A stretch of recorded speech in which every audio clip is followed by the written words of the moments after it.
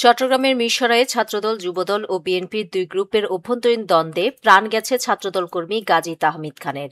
রক্তক্ষয়ী এই সংঘর্ষে আহত হয়েছেন 4 থেকে 6 জন।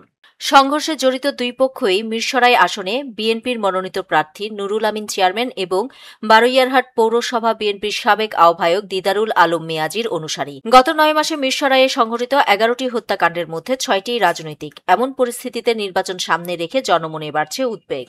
গতকাল বুধবার বিকেলে বারৈয়ারহাট বাজারে স্বেচ্ছাসেবক দল নেতা জুবায়ের ও পৌর বিএনপির সাবেক যুগ্ম আহ্বায়ক নজরুল ইসলাম লিটনের মধ্যে দোকানে পা তুলে বসা নিয়ে বাকবিতণ্ডা শুরু হয়। সামান্য বিষয় থেকে শুরু হওয়া উত্তেজনা দ্রুত ছড়িয়ে পড়ে দুই পক্ষের অনুসারীদের সংঘর্ষে তাহমিদ সহ আহত হন 4 থেকে 6 জন। পরে হাসপাতালে নিয়ে গেলে তাহমিদের মৃত্যু হয়। তাহমিদ বৈষম্য বিরোধী ছাত্র আন্দোলন চট্টগ্রাম উত্তর জেলার সাবেক সদস্য ছিলেন।